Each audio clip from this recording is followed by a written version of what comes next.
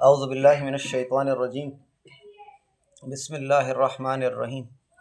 آج 17 مارچ 2026 ہے، اور ایک مسئلہ جو ہمارا، کیونکہ یہ رمضان عقائد کے اعتبار سے جا رہا تھا، تو اس درس سلسلے کا یہ 21واں درس ہے۔ فقہ کی کتابوں میں یہ جو لفظ ہے حاضر، اس کے معنی ہے جو شخص غائب نہ ہو، یعنی اس وقت جو غائب نہ ہے، جو موجود ہو، اس کے لیے استعمال ہوتا ہے۔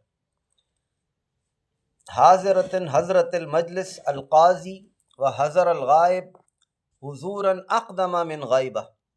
اس طرح منتہی الادب میں ہے حاضر حاضر شومزہ، ناظر کے معنی ہے دیکھنے والا، آنکھ کا تل اس کے لیے استعمال ہوتا ہے، یہ آنکھ کے اندر جو کالا، اس کے لیے استعمال ہوتا ہے، نظر کے لیے استعمال ہوتا ہے، ناک کی رگ کے لیے یہ لفظ استعمال ہوتا ہے، آنکھ سے جو پانی ٹپکتا ہے اس کے لیے یہ لفظ استعمال ہوتا ہے۔ المختار الصحاح۔ ابن بکر الرازی لکھتے ہیں جہاں تک ہماری نظر کام کرے وہاں تک ہم ناظر ہیں، جدھر تک نظر جاتی ہے، جو نظر آتا ہے، جدھر تک دیکھ سکتے ہیں وہاں تک ناظر ہیں۔ اس طرح تصرف کہتے ہیں جہاں تک ہماری دست رس ہو۔ تو اب دیکھیں، آپ رات کے وقت آسمان کی طرف دیکھتے ہیں تو آپ کو دور دور تک ستارے بھی نظر آتے ہیں، تو آپ وہاں ستاروں تک ناظر ہوئے، دیکھنے والے۔ اب یہاں ایک مسئلہ یہ ہے کہ ستاروں تک آپ دیکھ تو رہے ہیں، لیکن آپ وہاں حاضر نہیں ہیں۔ ناظر ہیں، دیکھ رہے ہیں، حاضر نہیں ہیں، وہاں موجود نہیں ہیں، دیکھ سکتے ہیں کیونکہ دسترس وہاں نہیں ہے۔ اس طرح یہاں جس جگہ ہم موجود ہیں، آپ کو جہاں جہاں تک نظر آ رہا ہے، تو جدھر جدھر تک نظر آتا ہے ضروری نہیں ہے کہ آپ وہاں تک ہوں بھی۔ تو نظر آنا اور چیز ہے اور حاضر ہونا اور چیز ہے، دونوں میں فرق ہے۔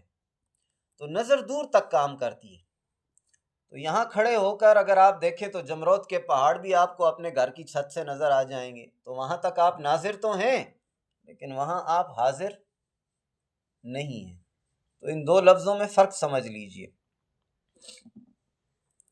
نبی اکرم صلی اللہ علیہ وآلہ وسلم شرعی اعتبار سے ان کے بارے میں ہمارا عقیدہ یہ ہے کہ اللہ تبارک و تعالی کی طرف سے وہ قوت دیے گئے ہیں کہ ایک ہی جگہ رہ کر تمام عالم کو اپنے کف دست کی طرح دیکھ سکتے ہیں۔ جیسے انسان اپنی ہتھیلی پر پڑی ہوئی چیز کو سامنے دیکھتا ہے، اس طرح نبی اکرم صلی اللہ علیہ وسلم سارے جہان اور سارے عالم کو بالکل سامنے مشاہدہ فرماتے ہیں۔ اسی طرح کوئی شخص قریب ہے یا دور، اس کی آواز کو سنتے ہیں۔ اور آپ کی روح مبارک کو اور مومنوں کی روح کو اللہ تبارک و تعالی نے یہ طاقت بھی دی کہ وہ جہاں چاہے وہاں جا سکتی ہے، اس کے لیے کوئی قید نہیں ہے۔ مجیر ہے یہ نیچے جاؤ نا، تو وہ سب سے اوپر جو فتاوی رضویہ، اس میں بلو کلر کی ایک جلد ہے 9 نمبر، وہ لے آؤ۔ تو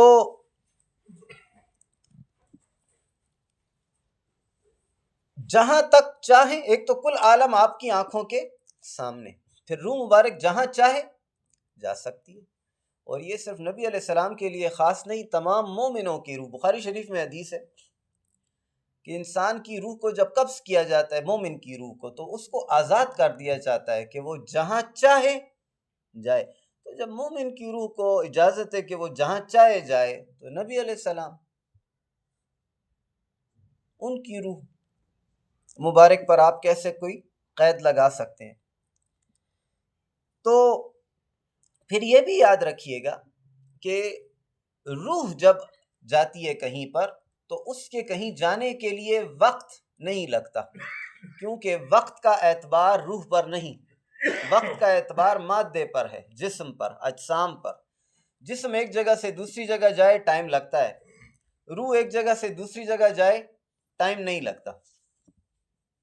یہ دو باتیں ہو گئیں۔ تو یہاں سے میں کچھ چیزیں آپ کو پہلے سنا دیتا ہوں۔ یہ کچھ احادیث ہیں، اس لیے کہ آپ سمجھ جائیں کہ یہ نبی علیہ السلام کی روح کے ساتھ بھی خاص نہیں، تمام مومنوں کی روحوں کو اللہ تبارک و تعالی نے یہ طاقت دی ہے۔ صحیح بخاری، صحیح مسلم، کئی بار یہ حدیث سنائی ہے، دوبارہ سنا رہا ہوں کیونکہ موضوع اس جگہ پر ہے۔ ابو سعید خدری رضی اللہ تعالیٰ عنہ سے روایت، سید عالم صلی اللہ علیہ وسلم فرماتے ہیں جب جنازہ رکھا جاتا ہے، مرد اسے اپنی گردنوں پر اٹھاتے ہیں، نیک ہوتا ہے تو کہتا ہے مجھے آگے بڑھاؤ، بد ہوتا ہے کہتا ہے ہائے خرابی اس کی، کہاں لیے جاتے ہو۔ ہر شے اس کی آواز سنتی ہے، مگر آدمی کے سنے تو بے ہوش ہو جائے۔ اب نیک کی روح جو ہے وہ بھی اپنی آواز سب کو سنا سکتی ہے، بد کی روح بھی اپنی آواز سب کو سنا سکتی ہے، اس میں تو تخصیص ہے ہی نہیں۔ نیک کی روح کو بھی پتہ ہے کہ کہاں لے جا رہے ہیں، کہتے جلدی پہنچاؤ، بد کی روح کو بھی پتہ ہے کہ کہاں لے جا رہے ہیں، علم اس کو بھی ہے، وہ کہتے ہیں کدھر لے کر جا رہے ہیں۔ پھر امام احمد ابن حنبل، ابن ابی الدنیا، امام طبرانی، امام مروزی، ابن مندہ، ابو سعید خدری رضی اللہ تعالیٰ عنہ سے روایت کرتے ہیں، سید عالم صلی اللہ علیہ وسلم نے فرمایا بے شک مردہ پہچانتا ہے اسے جو اس کو غسل دے، جو اٹھائے، جو کفن پہنائے اور جو قبر میں اتارے۔ تو اب یہ جسم کی بات نہیں ہو رہی ہے، روح کی بات ہو رہی ہے۔ ادھر تو آنکھیں بند ہیں۔ ہمارے داجی فرماتے تھے کہ یہ جو تم بولتے ہو، یہ جو باتیں کرتے ہو، یہ جو چلتے پھرتے ہو، یہ جو کھاتے پیتے ہو، دات روح کے، یہ آپ روح کر رہے ہو۔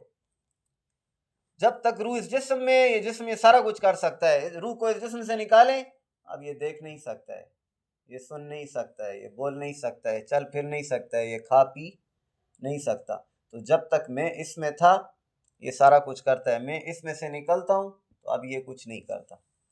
تو یہ مردہ جو مر گیا تو اب میں اس کی جان تھا، اب میں نہ پہلے میں مرا تھا نہ بعد میں مرتا ہوں۔ اس پر موت آتی ہے، مجھ پر نہیں آتی، روح پر موت نہیں آتی، روح جسم پر آتی ہے۔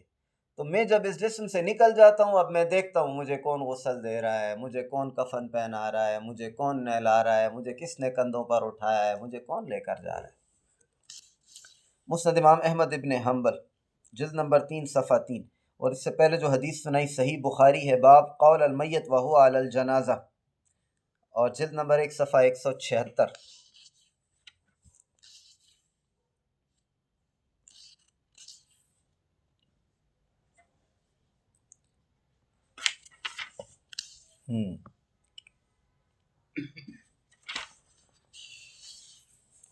ابن ابی شیبہ امام بخاری کے استاد ہیں، امام حاکم مستدرک میں حضرت عقبہ بن عامر رضی اللہ تعالیٰ عنہ سے روایت کرتے ہیں، وہ فرماتے ہیں میں ایک جیسا جانتا ہوں کہ قبرستان میں قضائے حاجت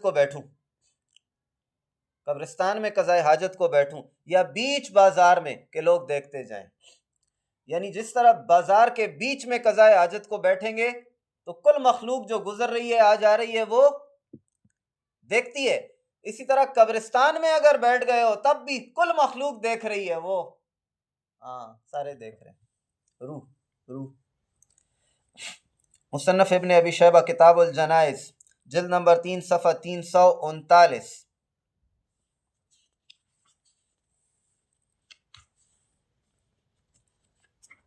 تو یہ میں نے صرف اس لیے سنا دیا، ہاں، اور یہ ایک اور بھی، صرف دو روایتیں اور سناتا ہوں، صرف 2۔ ایک یہ کہ ابن ابی دنیا نے اور امام بہقی نے دلائل النبوہ میں عطاف مخزومی کی خالہ سے روایت کیا، وہ لکھتی ہیں ایک دن میں قبر سیدنا حمزہ رضی اللہ تعالیٰ عنہ کے پاس نماز پڑھی، وہ احد میں شہید ہوئے ہیں، حضرت حمزہ، ان کی قبر کے پاس نماز پڑھی۔ اس وقت جنگل بھر میں کسی آدمی کا نام و نشان نہ تھا۔ بعد نماز مزار مطہر پر سلام کیا جواب آیا، جواب آیا۔ اس کے ساتھ یہ فرمایا جو میری قبر کے نیچے سے گزرتا ہے میں اسے پہچانتا ہوں، جس طرح یہ پہچانتا ہوں کہ اللہ نے مجھے پیدا کیا، اور جس طرح رات اور دن کو پہچانتا ہوں، اس طرح جو میری قبر کے پاس سے گزرتا ہے اس طرح اس کو پہچانتا ہوں۔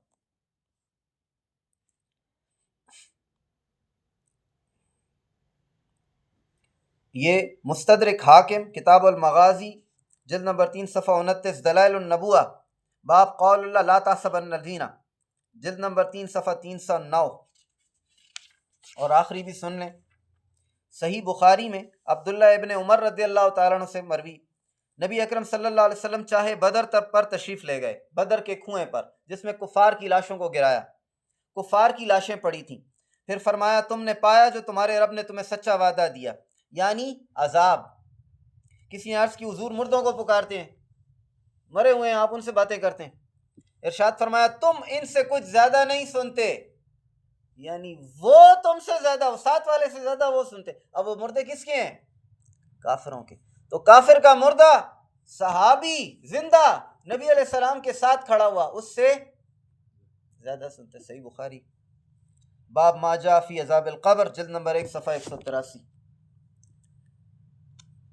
تو نبی علیہ السلام کی روح مبارک کے بارے میں آپ کا کیا خیال ہے؟ جب کافروں کے مردے سنتے ہیں، مرنے کے بعد ان کی روحیں سنتی ہیں، مسلمانوں کی روحیں سنتی ہیں، جانتی ہیں، پہچانتی ہیں، ہر چیز کو اپنی آواز سنا سکتی ہیں۔ نبی علیہ السلام کے بارے میں کیا خیال ہے؟ یہ ذہن میں رکھے۔ اب میں دلائل دیتا ہوں۔ سب سے پہلے قرآن کریم سے۔ قرآن کریم میں سورہ احزاب ہے، آیت نمبر 46۔ اللہ تبارک و تعالیٰ فرماتے ہیں یا ایھا النبی انا ارسلناک شاہدا و مبشرا و نذیرا و داعیا الی اللہ باذنہ و سراجا منیرا۔ اے خبریں، نبی غیب کی خبر بتانے والا، بے شک ہم نے تم کو بھیجا شاہدن۔ ابھی آپ کو بتایا شاہد کا معنی کیا ہے؟ جو حاضر ہو۔ دیکھیں جی، ناظر الگ ہے، حاضر ہونا۔ ناظر وہ ہے کہ نظر کہاں تک کام کرتی ہے، حاضر وہ جو موجود ہے۔ تو نظر تو سب کی دور کام کرتی ہے، موجود ہونا مشکل ہے۔ اللہ تبارک و تعالی نبی علیہ السلام کو شاہد کہتے ہیں۔ شاہد مین گواہ، گواہ وہ ہے جو اس جگہ موجود ہوتا ہے۔ شاہدن، تو اب وہ وہاں حاضر بھی ہوگا، اب ظاہر ہے حاضر ہے تو پھر دیکھنے والا بھی ہوگا۔ اچھا، وَمُبَشِّرًا، خوشخبری سنانے والا، وَنَذِيرًا، اور ڈر سنانے والا، وَدَاعِيًا إِلَى اللَّهِ، اور اللہ کی طرف بلانے والا، وَسِرَاجًا مُنِيرًا، چمکتا ہوا آفتاب۔ نبی علیہ السلام کو اللہ تبارک و تعالی نے چمکتا ہوا آفتاب کیوں فرمایا اس آیت میں؟ تو پہلی بات ابھی میں نے آپ کو بتایا، شاہد نبی علیہ السلام کو فرمایا۔ تو اب یہ بتائیں یہ آیت اس زمانے کے لیے تھی یا آج بھی کام کرے گی؟ جی آج بھی کرے گی۔ تو نبی علیہ السلام اس زمانے میں بھی شاہد تھے، اس زمانے میں بھی ہیں۔ اچھا، یہ تو اس آیت سے پتہ چل گیا۔ قیامت میں سارے انبیاء اپنی اپنی قوموں پر گواہی دیں گے، قومیں انکار کریں گی، تو پھر اس امت کو لائیں گے۔ یہ امت کہے گی کہ ہمیں نبی علیہ السلام نے خبر دی تھی کہ ان سب نے یہ کیا، اور پھر اس امت پر نبی علیہ السلام کو گواہ بنا کر لایا جائے گا۔ اب گواہ اسی کو لایا جاتا ہے جو موجود ہو۔ تو پھر اسی آیت میں سراج منیر کہا نبی اکرم صلی اللہ علیہ وسلم کو، چمکتا ہوا آفتاب۔ دیکھیں جی، آفتاب وہ ہوتا ہے جو کل جہان کو روشن کرتا ہے، اچھا اور برا ہر ایک اس کی روشنی سے چمک پاتا ہے، جو روشن کرتا ہے۔ یہ پہلی آیت ہو گئی۔ دوسری آیت سورہ بقرہ آیت نمبر 143، وَكَذَلِكَ جَعَلْنَاكُمْ أُمَّةً وَسَطًا لِتَكُونُوا شُهَدَاءَ عَلَى النَّاسِ وَيَكُونَ الرَّسُولُ عَلَيْكُمْ شَهِيدًا اور بات یوں ہی ہے کہ ہم نے تم سب کو تمام امتوں میں افضل کیا. نبی علیہ السلام کی امت کو تمام امتوں میں افضل کیا کہ تم تمام لوگوں پر گواہ ہو. تم تک سب کی خبریں پہنچی، ساری امتوں کی خبریں ہم تک پہنچی، اور یہ رسول تمہارے نگہبان ہیں. وَيَكُونُ الرَّسُولُ عَلَيْكُمْ شَهِيدًا، نگہبان بھی ہیں اور گواہ بھی ہیں. نگہبان نگہبانی کرنے والا. نگہبانی کرنے والا کیا ہوتا ہے؟ جو سب کی نظر، جس کی نظروں میں سب کچھ ہوتا ہے، وہ نگہبان ہوتا ہے. اور پھر گواہی دینے والا.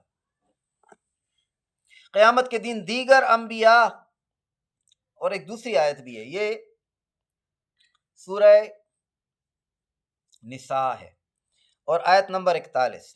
فَكَيْفَ إِذَا جِئْنَا مِن كُلِّ أُمَّةٍ بِشَهِيدٍ وَجِئْنَا بِكَ عَلَىٰ هَٰؤُلَاءِ شَهِيدًا، تو کیسی ہوگی جب ہم ہر امت سے ایک گواہ لائیں گے، ہر امت سے ایک گواہ لائیں گے، اور اے محبوب تم کو ان سب پر گواہ اور نگہبان بنا کر لائیں گے. دو جگہوں پر یہ آیت آ گئی. تو قیامت کے دن دیگر انبیاء کی امتیں عرض کریں گی کہ ہم تک تیرے پیغمبروں نے تیرے احکام نہ پہنچائے تھے. انبیاء کرام عرض کریں گے کہ ہم نے احکام پہنچائے تھے. ان کی گواہی پر اعتراض ہوگا کہ تم نے ان پیغمبروں کا زمانہ نہ پایا تو تم بغیر دیکھے کیسے گواہی دیتے ہو؟ تو یہ کہیں گے ہمیں تو نبی علیہ السلام نے بتایا تھا. تب حضور صلی اللہ علیہ وسلم کی گواہی لی جائے گی. تو آپ دو گواہیاں دیں گے. ایک تو یہ نبیوں نے تبلیغ کی، پہلی گواہی. دوسری یہ امت والے گواہی کے قابل ہیں، جو بات کر رہے ہیں یہ سچ کہتے ہیں. دو گواہیاں. تو اب نبی علیہ السلام کی گواہی آخر میں. تو بتائیے گواہی کب لی جاتی ہے؟ جب کوئی موقع پر، ہاں جی. تو احادیث میں بھی آ گیا اور قرآن کریم کی دو آیات آپ کو سنا دی. تو اب تیسری آیت سنیے، یہ چوتھی آیت ہو جائے گی، فورتھ. اچھا یہ آپ سنتے بھی رہتے ہیں لیکن بہت ساری چیزوں پر دھیان اور توجہ نہیں ہوتی. آج انہوں نے پڑھی بھی سورہ توبہ کی آخری آیت، آیت نمبر 128. لَقَدْ جَاءَكُمْ رَسُولٌ مِّنْ أَنفُسِكُمْ عَزِيزٌ عَلَيْهِ مَا عَنِتُّمْ حَرِيصٌ عَلَيْكُمْ بِالْمُؤْمِنِينَ رَءُوفٌ الرَّحِيمٌ.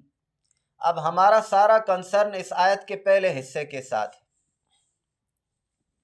اس آیت میں 3 جگہوں پر نبی اکرم صلی اللہ علیہ وسلم کا موجود ہونا ثابت ہوتا ہے. 3 جگہوں پر. سب سے پہلے جاءکم، تمہارے پاس تشریف لائے. ٹھیک ہے جی، لقد جاءکم. تو اب بتائیں یہ نبی علیہ السلام تشریف لائے تو صحابہ کے دور میں تشریف لائے، تو یہ آیت صحابہ کے بعد میں بھی قائم ہے یا نہیں ہے؟ آج کل بھی ہے قائم یا نہیں؟ اور قیامت تک قائم رہے گی یا نہیں؟ تو جب جب یہ پڑھی جائے گی تو آیت کا مطلب تو ہر زمانے میں ہوگا کہ تمہارے پاس رسول آئے. تو آپ نے کیسے مختص کیا کہ بس اس زمانے میں آئے تھے کہاں سے لائے؟ اللہ تبارک و تعالی نے ماضی اور کا صیغہ تو استعمال ہی نہیں کیا ہے. یہاں صیغہ ماضی کا استعمال نہیں ہوا کہ تھے، آئے. پہلی دلیل. قیامت تک کے مسلمانوں سے خطاب کہ یہ رسول تمہارے پاس تشریف لائے. یہاں سے ثابت ہوتا ہے کہ ہر زمانے کے مسلمانوں کے پاس رسول تشریف لائے، ورنہ پھر آیت کا معنی غلط ہو جائے گا، یا پھر کہنا پڑے گا کہ یہ آیت صرف اس وقت کے لیے تھی بس اب نہیں ہے. تو یہ کون کہہ سکتا ہے کہ قرآن کریم اس زمانے کے لیے تھا اور اب نہیں ہے؟ کوئی کہہ سکتا ہے؟ ہاں نہیں کہہ سکتا. اب پھر ایک اور چیز ہے، اب یہ قرآن تو لوگ گھروں میں پڑھتے ہیں، تو کوئی کہاں پڑھتا ہے، کوئی کہاں پڑھتا ہے، کوئی کہاں پڑھتا ہے، کوئی کہاں پڑھتا ہے. چلو وہ اس وقت تو عرب میں نبی علیہ السلام تھے، تو یہ مدینہ اور مکہ، تو تمہارے پاس رسول آئے. اب اگر مسلمان کہیں بیٹھا ہوا ہے پشاور میں، کہیں بیٹھا ہوا ہے امریکہ میں، اور وہ پڑھے گا لقد جاءکم، آئے تمہارے پاس رسول، اب کہو کہ نہیں آئے تو کیا کیسے انکار کرو گے؟ تو ہر علاقے میں آنا نبی علیہ السلام کی روح مبارک کا ثابت ہوتا ہے یہاں سے۔ دوم فرمایا من انفسکم، تم میں سے، من انفسکم۔ دیکھیں جی عربی میں ایک لفظ استعمال ہوتا ہے منکم، تم میں سے، منکم کا مطلب ہے آپ میں سے، اور ایک ہے انفسکم، تمہارے نفسوں میں سے۔ تو ترجمہ لوگ سارے کے سارے کیا کرتے ہیں؟ منکم کا کرتے ہیں، لفظ ہے انفسکم، لفظ منکم یہاں نہیں ہے۔ یعنی ان کا آنا تم میں ایسا ہے کہ جیسے تمہارے نفسوں میں جان کا آنا ہے، من انفسکم، جی انفس نفس تو اندر ہوتا ہے، جی انفس باہر ہوتا ہے، تم میں سے نہیں آئے، من انفسکم، ان کا آنا ایسا جیسے تمہارے جسم میں تمہاری جان کا آنا، اور جان جو ہے نا وہ جسم کی ہر چیز سے خبردار ہوتی ہے۔ تو پھر تیسرا یہ کہ آپ نے، اللہ تعالیٰ فرماتے ہیں عزیز علیہ ما عنتم، تمہارا مشقت میں پڑنا ان پر گراں ہے، بھاری ہے۔ تو اب یہ اس زمانے میں اگر کوئی مسلمان مشقت میں پڑے گا تو ان پر بھاری ہونا چاہیے، اور 100 سال پہلے اگر کوئی مسلمان مشقت میں پڑا ہوا، یا آپ یہ کہہ سکتے ہیں کہ صرف صحابہ کرام جو ہیں وہ ان مشقت میں پڑے تو نبی علیہ السلام کو خالی بس ان کا مشقت میں پڑنا بھاری تھا، بس اس کے بعد نہیں۔ ہر زمانے میں جہاں کہیں بھی مسلمان تکلیف اور مشقت میں پڑے گا، اس کا مشقت میں پڑنا نبی علیہ السلام پر گراں گزرے گا۔ قرآن کی آیت کو اس زمانے کے لیے تو نہیں، یہ تبھی ہوگا کہ جب نبی علیہ السلام کو خبر ہو،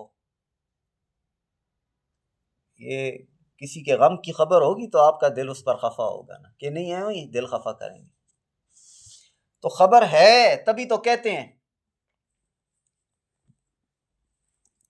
تو یہ ہو گئی 4 آیتیں۔ پھر قرآن کریم میں یہی سورہ نساء آیت نمبر 64، وَلَوْ أَنَّهُمْ إِذْ ظَلَمُوا أَنفُسَهُمْ جَاءُوكَ فَاسْتَغْفِرُوا اللَّهَ وَاسْتَغْفِرْ لَهُمُ الرَّسُولَ لَوَجَدُوا اللَّهَ تَوَّابًا رَحِيمًا۔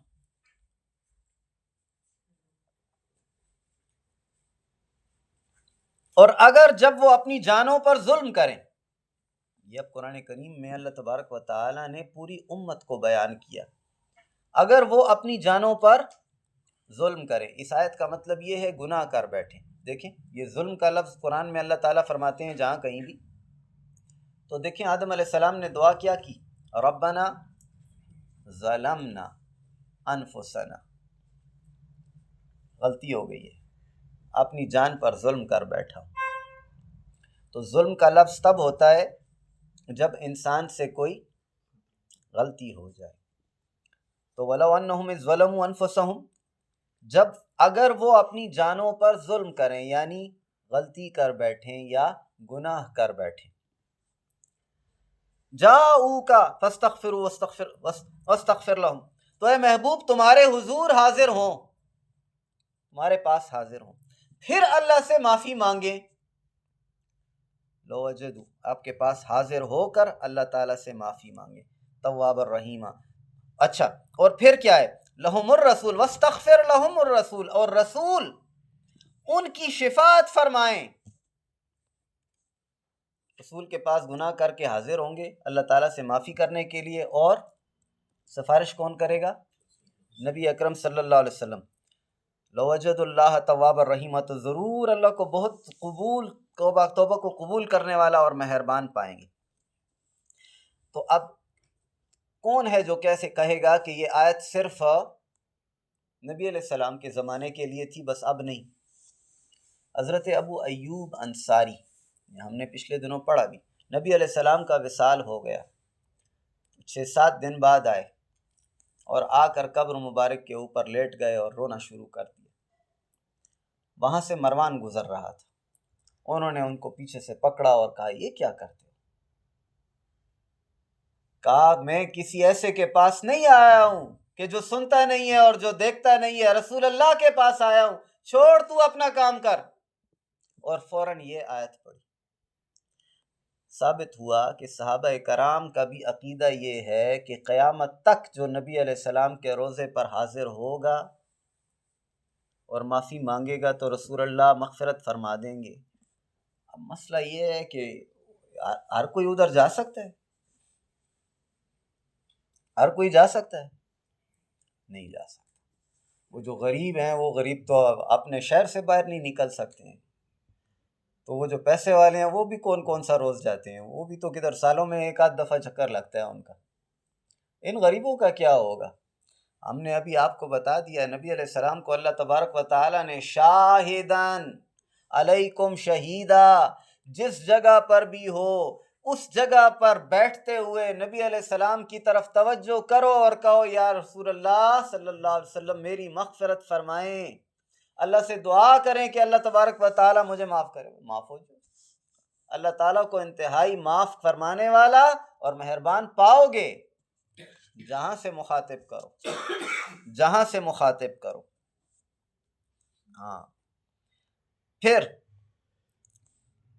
سورہ حج ہے، آیت نمبر 107، وما ارسلناک الا رحمۃ للعالمین، ہم نے آپ کو نہیں بھیجا مگر تمام جہان کے لیے رحمت۔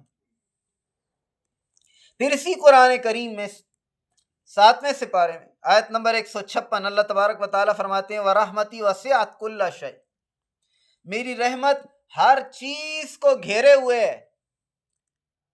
تو جس چیز کو اللہ کی رحمت گھیرے ہوئے ہے، ہر اس چیز کے لیے نبی اکرم صلی اللہ علیہ وسلم رحمت ہیں، ہر اس چیز کے لیے نبی علیہ السلام رحمت ہیں۔ تو جس چیز پہ اللہ تبارک و تعالیٰ کی رحمت کا اثر ہے، اس چیز پہ نبی علیہ السلام رحمت ہیں۔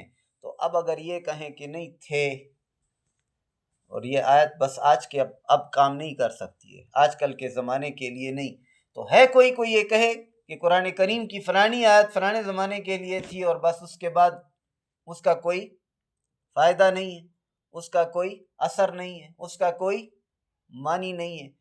خود نبی علیہ السلام فرماتے ہیں یہ قرآن ساری امتوں کے لیے ہے اور قیامت تک کے لیے ہے، تبھی تو ہر چیز کا ذکر ہے اس میں۔ تو نبی علیہ السلام تمام جہانوں کے لیے رحمت ہیں، اور رحمت تمام جہانوں کو محیط۔ تو رب کی شان رب العالمین اور نبی علیہ السلام کی شان رحمت للعالمین۔